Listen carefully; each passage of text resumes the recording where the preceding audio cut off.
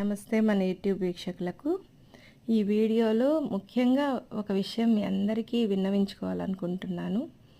చాలామంది అతిథులు మా జయరాం రెసిడెన్సీలో స్టే అయినప్పుడు ఒక మాట అడుగుతారు, ఇక్కడ కూడా పెళ్ళిళ్ళు చేసుకుంటారా, ఇది రాహుకేతు క్షేత్రం కదా, అక్కడ రాహుకేతు పూజ చేసిన వెంటనే మేము వెళ్ళిపోవాలి అని అంటారు.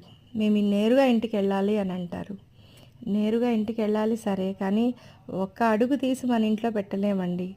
కానీ ఇక్కడ ఏమి అర్థం అంటే, స్వామి ఇంకా విశ్వానికే స్వామి, ఆయనను చూసిన తర్వాత ఇంతకన్నా గొప్ప ఇంకేం లేదు చూడటానికని దాని భావన, కానీ ఇంకెక్కడికి వెళ్ళకూడదు అని కాదు. ఇంకొకటి, గురుగారు ప్రవచనంలో, దక్షిణామూర్తి ప్రవచనంలో స్పష్టంగా చెప్పారు, ఇది పావనలింగం, అమృతలింగం. ఒక్కొక్క యుగంలో స్వామివారు ఒక్కొక్క విధంగా ఎంతోమందిని, చిన్న పిల్లల్ని, తర్వాత ఇలాంటి వాళ్ళని కూడా ముక్తినిస్తారా స్వామి అన్నట్టుగా శివలీల భక్తుల యొక్క కథల్లో ఎన్నో దృష్టాంతాలు ఉన్నాయి. ఇక్కడ అన్ని దేవుళ్ళు, శ్రీరాముల వారు, భారతంలో యుధిష్ఠిరుడు మొదలు ఎంతోమంది ఇక్కడికి వచ్చిపోయిన సందర్భాలు, ఆఖరికి శ్రీ వెంకటేశ్వర స్వామి వారు కూడా ఒకసారి అమ్మవారిని వెతుక్కుంటూ ఇక్కడికి వచ్చారన్న దృష్టాంతం ఉంది. ఎన్నో కథలు ఉన్నాయి. క్షేత్ర వైభవం అనేది తెలుసుకోవాలి. బ్రహ్మాండ పురాణం నుంచి వస్తున్న యుగ యుగాలుగా వస్తున్న క్షేత్రం ఇది. సాక్షాత్తు స్వామి వాయు రూపంలో సంచరిస్తూ మనందరినీ అనుగ్రహిస్తున్నారు. కాబట్టి మనమందరం ఇలాంటి అపోహలు వీడి స్వామివారిని, ఇక్కడ పెళ్ళిళ్ళు అవుతాయా, ఇక్కడ ఎంతోమంది పెళ్ళిళ్ళు చేసుకుంటారు. మంగళకరమైన శివ కళ్యాణం ఇక్కడ ఎంతో అత్యంత వైభవంగా జరుగుతుంది.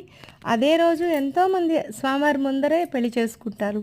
కొన్ని వందల జంటలు ఇక్కడ వివాహం జరిగినాయి. ఈ అపోహలు ఇవన్నీ సరైనవి కావని నా యొక్క మనవి, నా ప్రార్థన. స్వామివారు దోషాలను తొలగించే స్వామి. మనకి గ్రహపతే ఉన్నప్పుడు ఆయనే అన్ని గ్రహాలకి అధిపతి. ఆయనే ఉన్నప్పుడు మనకి ఏ దోషాలు అంటవని మీకు సవినయంగా తెలియజేస్తున్నాను.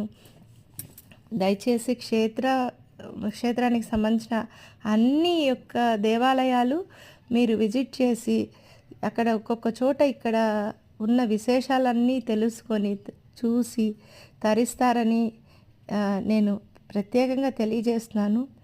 కాబట్టి మీరందరూ అపోహలు వీడి ఈ క్షేత్రంలో జరిగే ఈ వైభవాలన్నీ మీరు తెలుసుకుంటారని, ప్రతి అంశాన్ని మీకు తెలియజేసేదానికి మీకు ఈ విధంగా వీడియోలు చేసి పెడుతున్నాను.